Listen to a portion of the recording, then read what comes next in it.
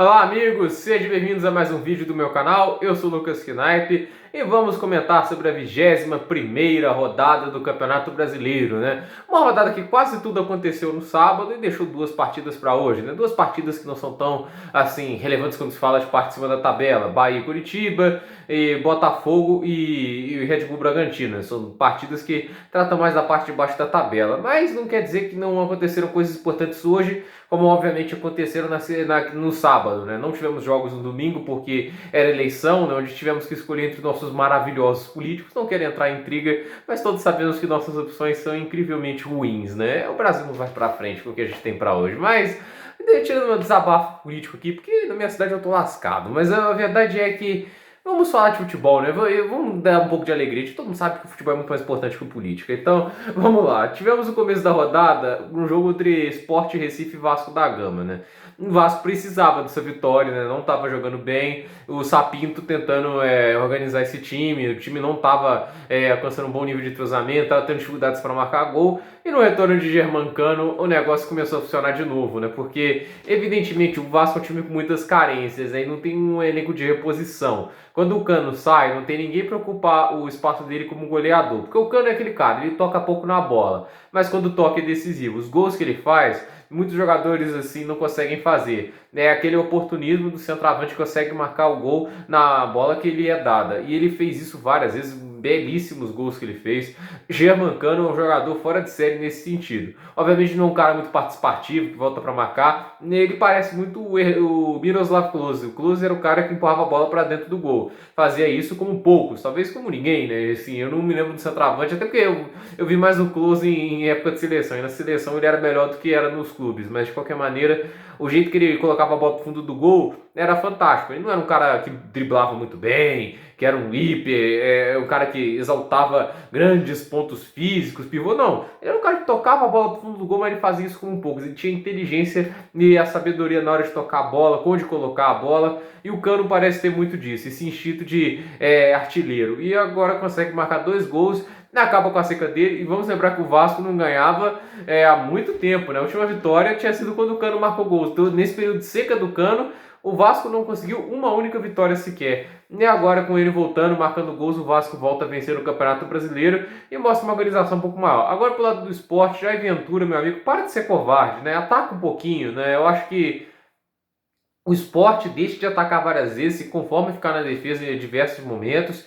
E o fato é que fica um pouco previsível o estilo de jogo e não vai ser sempre que vai funcionar. E hoje, e ontem, né, anteontem, no sábado, sem o Lampoli, que é o principal goleiro deles, né, o goleiro titular, ficou mais vulnerável e o Vasco aproveitou disso. 2-0, uma vitória justa e merecida, né? Eu acho assim que falta um pouco de ousadia. O Sport não é um time tão fraco assim para não tomar as rédeas da partida. Esse tipo de jogo, o Vasco não tá indo bem, tá para baixo, é o tipo de jogo que você tenta atropelar o adversário. Não foi o que o Sport tentou fazer. O Sport veio com a postura de esperar um pouco o Vasco, às vezes tentar aproveitar a chance de contra-ataque e não conseguiu aproveitar nem um pouco essas oportunidades. O Jair Ventura não é um cara, um gênio ofensivo, não é à toa que o Sport tem muita dificuldade para marcar gols. A gente também teve Santos Internacional. Olha, eu tô sentindo pena do Abel. Eu acho assim, é difícil colocar na conta dele, né, as 2 derrotas. O cara acabou de chegar, não é possível que o cara destrói um trabalho do Cudê em apenas 2 rodadas. Mas o fato é que eles perderam para o time de juniores do Santos, basicamente, já que o Santos estava todo desmontado pela Covid-19, né? A Covid-19 está atacando muitos times, Coritiba e Santos são os principais afetados. Agora o Atlético Mineiro está com problemas, né? O Atlético Mineiro teve infectados em toda a comissão técnica. O Sampaoli está entre os contaminados para a próxima rodada, então não deve estar lá na área técnica. Então, assim, é uma situação complicada esse negócio da Covid. E eu acho assim, isso é um dos problemas de que o país ainda está na situação calamitosa em questões sanitárias. E voltamos para o futebol em uma época não segura. E acontecem essas epidemias, essas crises de Covid dentro dos clubes. Fato é que o Santos, mesmo com essas dificuldades, conseguiu vencer o Internacional por 2-0. Óbvio que o Internacional não tá, assim, não é o maior elenco do país, mas ele funcionava muito porque o Cudê fazia esse time ir além do esperado, muito bem organizado, sabia ler bem o adversário. Isso é uma característica boa do Cudê. E o fato é que o Abel Braga, convenhamos, assim, ele tem respeito pelo que ele fez no passado, a década de 2000 dele foi muito boa, o título dele com o Fluminense em 2012, o cara tem uma história interessante, mas recentemente ele deixa muito a desejar, ele ficou ultrapassado, isso acontece com os técnicos. Alguns técnicos não conseguem acompanhar a evolução do futebol e esse é o exemplo do Abel Braga. E é mais uma derrota do Internacional que cada vez mais se afasta da briga pelo título. 2-0 Santos. O Goiás pegou o Atlético Paranaense, olha, parabéns à diretoria do Goiás. Realmente, assim, o Largue não dava para ficar. Como a diretoria disse, né? Estava vencendo, mas não estava convencendo. Não sou eu que estou falando, é a diretoria do Goiás que falou isso, né? As últimas 3 partidas do Largue, 2 empates e 1 vitória, uma sequência de 3 jogos sem perder. Aí não dava para ficar desse jeito, né? Pô, não estava convencendo. Não estava vindo pontos? Estava, mas o fato de não estar convencendo é um problema. E a verdade agora é que o futebol do Anderson Moreira deve ser bem convincente, porque ele já está há 11 jogos no comando, ele não ganhou uma partida sequer. Meu Deus, cara, isso é uma prova assim de que a demissão do cara. Só torna mais absurdo o Thiago Largue ter sido demitido por cobrar pontualidade, relatório de desempenho. Aí o cara consegue os pontos e é demitido. Um time que se acomoda com essa postura preguiçosa merece cair e merece a última posição. O Goiás faz por onde para ter essa sequência negativa? E o Anderson Moreira, que já comemos, é um primor de técnico, não vai conseguir consertar esse time. E um time que não tem uma postura de dedicação, meu amigo, não vai crescer tão fácil também, né? Você pode, for ser o técnico que fosse, coloca o Alex Ferguson lá, ele pode até jogar melhor do que agora, mas vendo, se não tem dedicação, o negócio não vai andar pra frente como pode. Então, o Goiás é um time que, visto a receita que a diretoria e o time tem tomando, é uma receita pro fracasso. E não é a Tadeu que salve esse time. O goleiro tá catando o que pode. Teve outra grande atuação, mas no final acabou que não adiantou nada. O Atlético Paranaense, Paulo Autuori, devolvendo o Atlético Paranaense as vitórias e o time tá conseguindo escapar dessa zona da degola. Uma vitória importante para o Atlético Paranaense e o Paulo Autuori dando um pouco mais de entrosamento desse time. Embora tenha feito um excelente primeiro tempo, o segundo ele deu uma retrancada, eu acho que isso foi perigoso, não era necessário. O Paulo Autuori ainda não tendo totalmente segurança em seu time. A gente também teve Grêmio e Ceará, uma partida em que o Grêmio mostra que é candidato ao título do Brasileirão. O campeonato não acabou para o Grêmio, está mostrando muita força, vem uma sequência impressionante de vitórias. Renato Portaluppi, assim, eu critiquei bastante, eu achava assim, muita arrogância de falar, vocês estão tentando plantar crise, porque o time tá jogando mal, não estava indo bem, só que melhorou bastante, né? Finalmente parece ter superado o Everton Cebolinha, tá conseguindo se virar sem ele, tem qualidade, Jean-Pierre tá jogando muito, você tem uma boa zaga e o Grêmio finalmente está funcionando com mais eficiência, principalmente no ataque. Agora já marcando bastantes gols, 4 gols na sua partida, é um número bem expressivo, 4-2 sobre o Ceará, que não é um dos times mais fracos desse campeonato. O Guto Ferreira não tem feito um mau trabalho. O Ceará se esforçou, mas o Grêmio foi mais time nessa partida, tem um elenco melhor e Portaluppi finalmente consegue colocar o time nos eixos nessa temporada. O Grêmio não pode ser destacado nessa briga pelo título, porque tem um elenco interessante e um técnico que não deixa a desejar. O Portaluppi é um bom técnico, então 4-2 importantíssimo para o Grêmio. O São Paulo ainda está na briga, hein? Quem diria que o São Paulo iria se recuperar tão bem? Começou mal o campeonato, as esperanças do time estavam lá embaixo da torcida, vendo aquele time tomar o 2-1 do Vasco, estava a esperança lá embaixo, mas desde aquele jogo o Fernando Diniz conduziu uma recuperação grande, né? Eu acho que tem muito mérito dele, principalmente por ter mandado o Pato para casa do caramba. Você também teve os caras da base subindo, o Tietê, o Brenner, o Luciano, e eles elevaram demais o nível titular do time. E o fato é que o São Paulo hoje é um time bem mais competitivo do que era no início da temporada. Eu acho que talvez fosse esse time contra o Binacional lá na altitude, talvez eles conseguissem vencer o jogo, porque dependendo do Pato é sacanagem. O Hernanes também não estava jogando essas maravilhas. O São Paulo está conseguindo crescer de produção com o elenco que tem em mãos agora. E o Fernando Diniz é um dos grandes responsáveis por isso. Óbvio que ele não é o melhor técnico do Brasileirão, mas como eu disse, o São Paulo tem sido o equilíbrio entre o elenco forte e um trabalho que tem dado para o gasto. Eu não acho que o trabalho do Diniz é excelente, eu acho que é bom, eu acho que dá para falar nesse sentido, mas o fato é que ainda tem problemas a serem solucionados. O São Paulo é um time que ainda é problemático, mas está sendo mais constante e consegue ser o equilíbrio entre um bom time e um bom trabalho. Assim, você vê times como o Atlético que está um elenco melhor que o do São Paulo, mas um trabalho ligeiramente abaixo. Ainda acho que o São Paulo está devendo. O jogo do Atlético, eu vou comentar aqui, não foi um grande jogo não, tá? Vamos falar. Eu tô vendo a mídia às vezes até me deixando um pouco irritado do jeito que eles tratam o Atlético. Mas você vê O Flamengo tá com timaço, mas o trabalho tá lá embaixo. O Flamengo tá mal em vários sentidos, tático como o fisicamente, né? O time parece morto dentro de campo, isso é uma coisa que me preocupa bastante, porque não adianta você investir tanto se não há preparação física. Fato é que o São Paulo ainda está muito vivo nessa disputa, tá com 3 jogos a menos e ele pode abrir bastante na liderança do campeonato. Então, ficar de olho no São Paulo, pega o Vasco na próxima rodada, pode ser uma chance também de marcar mais pontos. Tivemos também Corinthians e Atlético Mineiro, jogo polêmico, né? Porque assim, o VAR ele escolhe as jogadas que ele quer intervir. Eu acho isso uma maravilha, né? Entre aspas.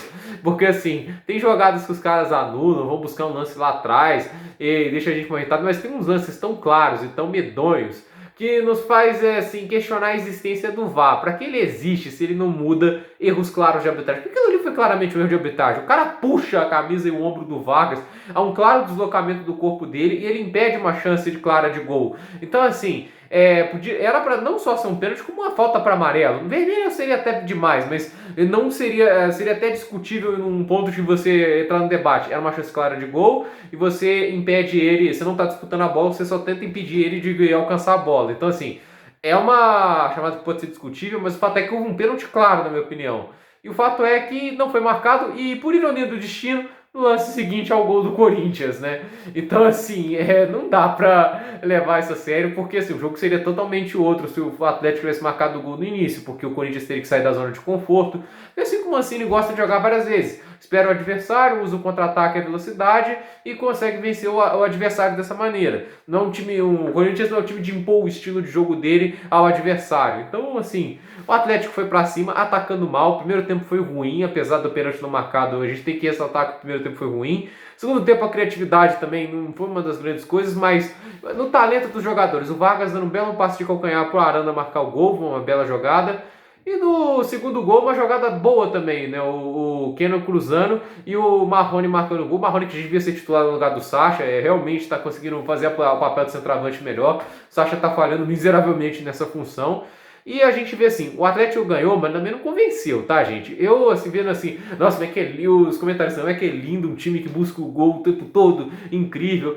Os caras até esquecem que o Sampaoli tirou os atacantes para colocarem defensores, ele recuou no finalzinho, segurou, fez cera, não buscou gol o tempo todo, não. Assim, sinceramente, eu acho que esse romantismo que faz o Sampaoli às vezes até me deixa um pouco irritado. Não é que ele é mau técnico, ele é bom técnico, mas ainda acho que o Atlético poderia estar melhor nessa temporada. Ele tem tempo para treinar e o time do Atlético não parece hiper organizado taticamente. Porque durante certo momento o Corinthians, mesmo com o elenco inferior, estava conseguindo ser melhor no jogo. E eu acho que isso não era para ser uma alternativa aceita. De qualquer maneira, vitória para o Atlético e liderança do campeonato. Porque, é claro, o Flamengo não jogou bem. Empatou com o Atlético Goianiense. Agora a questão, aquele gol que o Lincoln perdeu, hein? Que coisa. O Flamengo perdendo muitas oportunidades, está fazendo um esforço enorme para não ser campeão esse ano, porque tem o melhor elenco, mas como falta um bom treinador às vezes. O Rogério Ceni só tá chegando agora, eu sei, mas o Torrente, né? O trabalho do Torrente foi muito ruim, principalmente de transição defensiva. O time não era bom defendendo. E atacando estava bem abaixo do Jorge Jesus. Eu já falei aqui, o trabalho do Torrente era muito inferior do Jorge Jesus e tem gente que tenta igualar os dois, que é uma palhaçada.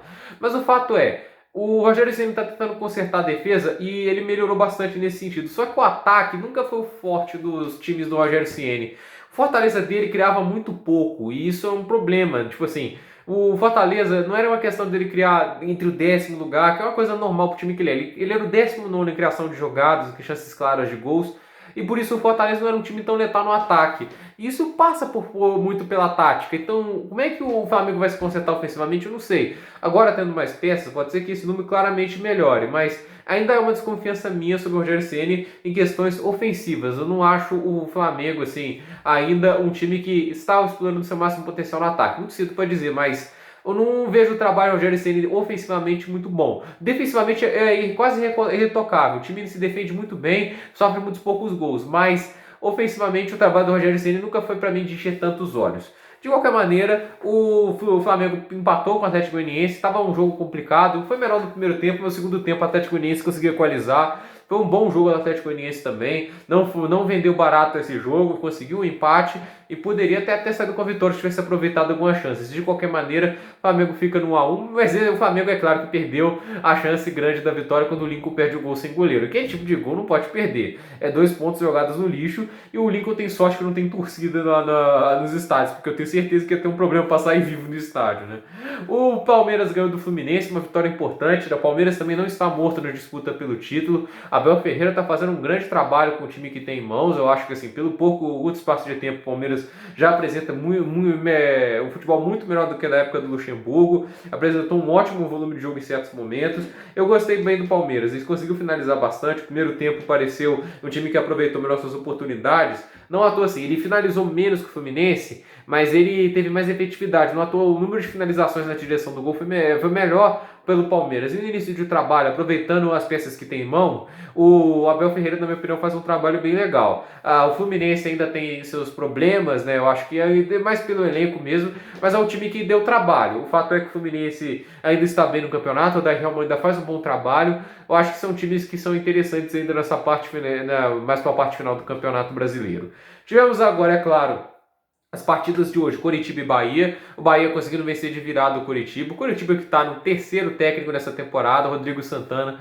E eu já falei que esse cara não era o técnico certo para o Coritiba, né? Existem técnicos melhores. O Coritiba resolveu ir pelo pragmatismo máximo. E esse foi um técnico que me deixou muito irritado pelas declarações, pelo jeito que ele treinava o Atlético Mineiro ano passado. O Atlético Mineiro que teve um monte de técnico no passado. Mas o fato é que eu acho que foi uma escolha ruim. E agora já tem mais uma derrota em mãos, né? O Coritiba perdeu para o Bahia, começou melhor, mas levou um empate e depois a virada, né? O time de Mano Menezes consegue uma boa vitória, 2-1. Mano Menezes está alternando altos e baixos, mas está conseguindo se manter ali mais pro meio de tabela, não está brigando tanto na parte de baixo da tabela.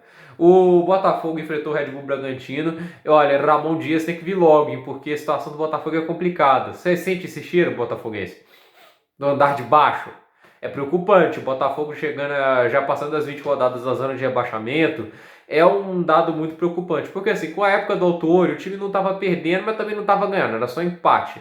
Aí depois foi com o Bruno Lazaro, ganhou 2 vitórias, 2 empates e 2 derrotas, mas já era uma coisa que parecia um pouquinho melhor. Eu acho que o Autori também, o time deles perderam algumas chances importantes de vencer jogos, mas o fato é que agora está no novo trabalho do auxiliar. Eu acho que uma demissão apressada do Bruno Lazaro, podia ter mantido até chamar o Ramon Dias, ele como auxiliar. Mas o fato é que o Botafogo perdeu já 3 das últimas 5 partidas e a situação deles se complicou bastante no Brasileirão. Por isso o time já está mais para a parte de baixo da tabela. E o Red Bull Bragantino consegue uma vitória importante, né? Um time que estava jogando mal na temporada e agora emplacou 3 vitórias nas últimas 5 partidas. O Red Bull Bragantino já consegue subir, já figura fora da zona de rebaixamento. E como é que está o Campeonato Brasileiro após esses jogos, né? Desculpe me embolar um pouco aqui no vídeo, mas isso acontece, né? O Atlético Mineiro lidera, sempre falando o número de jogos primeiro e depois o de pontos. Primeiro lugar, Atlético Mineiro, 20 jogos, 38 pontos. O Internacional é o segundo com 21 jogos, 36 pontos. São Paulo é o terceiro com 18 jogos, 36 pontos. Flamengo é o quarto com 21 jogos, 36 pontos. Vale lembrar que o São Paulo, com seus 36 pontos, é o campeão do primeiro turno. Então, assim, São Paulo, por causa dessa pontuação, é o campeão, assim, oficial do primeiro turno, já que ele ainda não completou 19 rodadas, mas tanto Atlético, Internacional e Flamengo terminaram o primeiro turno com 35 pontos. O Atlético, eu não sei se foi para... Acho que foi 35 também, mas o fato é que essa é a pontuação final do primeiro turno deles.